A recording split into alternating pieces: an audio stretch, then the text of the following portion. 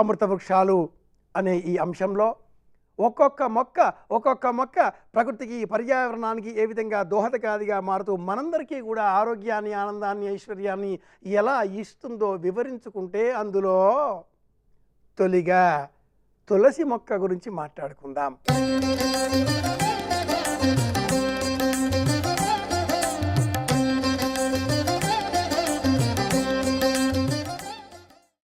తుల అంటే వెల అని అర్థం. తుల కట్టలేనటువంటిది, వెల కట్టలేనటువంటిది తులసి. తులసికి ఉన్నటువంటి ఔషధ గుణాలు, అమృతమయ గుణాలు ఇన్ని అని మనం నియంత్రించలేం. ఈ తులసి గురించి వేదం, పురాణాలు, ఇతిహాసాలు, శాస్త్రాలు ఎన్నింటిలో లెక్కకు మికిలిగా చెప్పిన కారణం చేత నేడు ఇంటింటా ఒక తులసి మొక్క మనం చూడగలుగుతున్నాం. ప్రపంచానికి మన దేశం, సంస్కృతి అందించిన రెండు మహోన్నతమైన విలువలు గల విషయాలలో మొదటిది తులసి, రెండవది భగవద్గీత.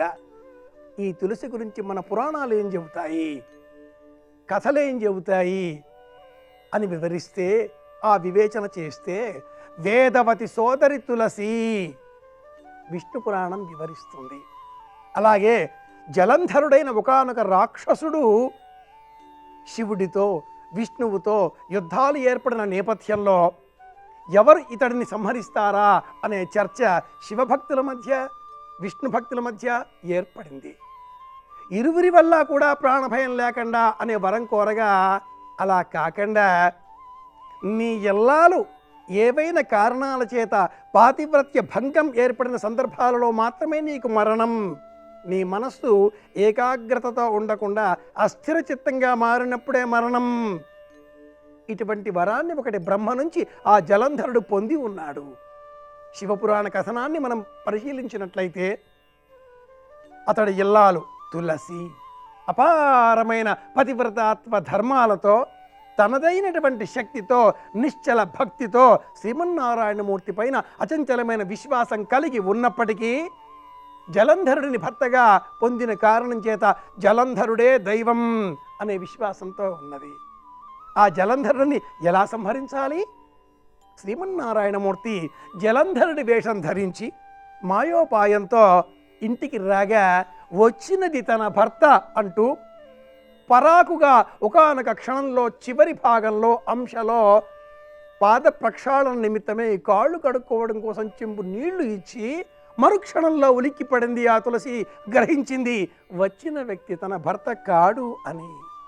ఆ క్షణం చాలు పరమేశ్వరుడికి త్రిశూలం ప్రయోగించాడు, జలంధరుడిని అంతం చేశాడు. కానీ ఆగ్రహోదగ్రురాలైన ఆ తులసి తన భర్త మరణం చూచి సహించలేక, ఈ కారణానికి మూలం శ్రీమన్నారాయణమూర్తి కనుక నీవు కఠిన మనస్కుడిగా ఉన్నావు కాబట్టే కఠినమైన పాషాణమైపోవలసింది అంటూ కఠినమైన వాక్కు పలికి పాదమును, కాలి బొటన వేలిని నేలపైన ఇలా రాపిడితో అగ్నిని జ్వాలగా సృష్టించి అందులో తనను తాను అంతం చేసుకుంది. కనుకనే తులసి కథ ఇంత గొప్పది, పతివ్రతాత్వ లక్షణాలు కలిగినది. కనుకనే ఇంటింటా తులసి అన్న కథనం ఏర్పడింది. ఆ జ్వాలలోంచి ఏర్పడిన భస్మరాశిలోంచి పుట్టిన ఆ మొక్క తులసి మొక్క. మందారం, తులసి, అలాగే జమ్మి, ఈ మూడింటికి సమానమైన ప్రాతిపదికను శివపురాణం వివరిస్తుంది. ఇలా పుట్టిన ఆ తులసి మొక్క, ఎవరు ఈ తులసి మొక్కను పూజిస్తారో, ఎవరు ఈ కథనాన్ని స్మరిస్తారో అలాంటి వారి ఇంట అకాలమైన అవిభాజ్యమైన కారణాలేవి కూడా కలగకుండా కలకాలం ఆనందంగా ఉండే విధంగా, ఆ ఇంటికి సమస్త సిరి సంపదలు అందించే విధంగా నా అనుగ్రహం ఉంటుంది అంటూ ప్రతివాక్కు పలికినట్లుగా మనకు శివపురాణాది గ్రంథాలు ఇలా వివరిస్తున్నాయి. కనుకనే చిన్నారి బాలబాలికలతో ఇల్లాలు, భర్త, అత్త, మామ, అలాగే ఇంట్లో ఉండే బంధువులు అందరి క్షేమాన్ని కోరుతూ తులసి మొక్కకి 5 ప్రదక్షిణలు చెయ్యాలి అని శాస్త్ర ప్రమాణం. అలా చేసినందువలన సమస్త వ్యాధులు తొలగిపోతాయి, మానసికంగా కూడా పరిపూర్ణమైనటువంటి ఆనందం లభిస్తుంది అని శివపురాణం వివరిస్తుంది. ఆధ్యాత్మిక జ్ఞాన నియమాలలో మహిళలు తులసి దళాలను త్రుంచరాదు.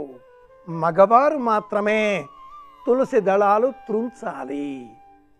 ఆ తులసి దళాలు కూడా ఒక్కొక్క ఆకు అలా కాకుండా కనీసంలో 2, 4 ఆకులు ఉండే విధంగా తులసిని దళాలుగా స్వీకరించాలి. భగవంతుడి నామాన్ని స్మరిస్తూ మాత్రమే తులసి మొక్కలను సేకరించిన ఆ తరుణంలో దళాలు స్వీకరించాలి అని కూడా శాస్త్ర ప్రమాణం. పరమాత్ముడిని అర్చించేటటువంటి సందర్భాలలో, విష్ణువును పూజించే సమయంలో తప్పనిసరిగా తులసి దళాలే వినియోగించాలి. పాత్రలో నీరు పోసి అందులో తులసి దళం వేస్తే చాలు, అది తీర్థం అవుతుంది అని కూడా సంప్రదాయం ఇలా వివరిస్తుంది. ఇంటింటా తులసి పెంచేటటువంటి తరుణంలో ఆ తులసి మొక్కపై నుంచి వచ్చేటటువంటి గాలి కూడా మనకు ఆరోగ్యాన్ని అందించేటటువంటి విధంగా ఆధ్యాత్మిక బోధ ఉన్నది కనుక ఉదయం లేవగానే తులసిని చూడాలి. సాయంత్రం దీపం అంటే, సంధ్యా దీపం అంటే తులసి మొక్క పెంచేటటువంటి ప్రాంతంలో మనం వెలిగించే దీపమే సంధ్యా దీపం. వైజ్ఞానికంగా, ఆధ్యాత్మికంగా, ఆయుర్వేద పరంగా, జ్యోతిష పరంగా ఏ కోణంలో చూసినా ప్రతి ఇంట తప్పనిసరిగా ఉండవలసిన మొక్క తులసి మొక్క.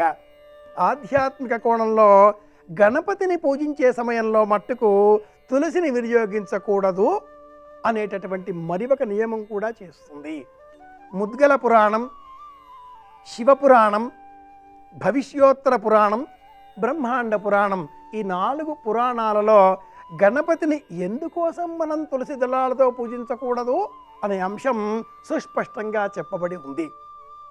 ఒకనాడు కైలాసంలో గణపతి అలా విహరిస్తూ వస్తూ ఉండగా తులసి ఎదరగా వచ్చి, నన్ను వివాహం ఆడతావా అంటూ పరిణయం ఆడే నిమిత్తమై తన అభిప్రాయాన్ని వేళాకోళంగా వెలిబుచ్చగా గణపతి నిరాకరించాడు.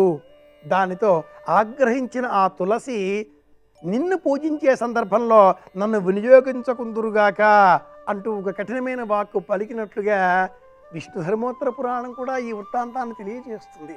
ఇది తులసి వృత్తాంతం. మొక్క చిన్నదే, మూలం అనంతం. ఇన్ని వేల లక్షల కోట్ల సంవత్సరాలుగా కృత, త్రేత, ద్వాపర, కలి యుగాల కాలాల నుంచి ఈ మొక్క ప్రపంచానికి, పర్యావరణానికి దోహదకారిగా తాను మెలుగుతూ మనందరికీ ఆనందాన్ని అందిస్తుంది, ఆరోగ్యాన్ని సైతం చేకూరుస్తుంది. కనిపించే మొక్క చిన్నదే, కానీ కనిపించని అనంతమైన విజ్ఞానం ఈ మొక్క వేళ్ల చివరలలో కూడా గూడు కట్టుకొని ఉంది. ఒక్క మొక్క ప్రపంచానికి వెలుగునిస్తుంది. ఆ మొక్క తులసి. తులసిని పెంచుదాం, అందరి క్షేమాన్ని కోరుదాం. మళ్ళీ కలుసుకుందాం. శ్రీరామ జయం.